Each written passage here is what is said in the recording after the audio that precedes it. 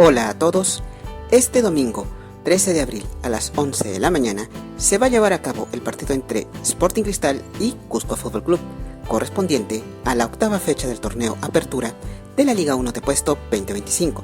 El escenario será en el estadio Alberto Gallardo, ubicado en el distrito limeño de San Martín de Porres. Esperemos de que haga un excelente partido y que gane el mejor. Mucha suerte para ambos equipos. Muchas gracias.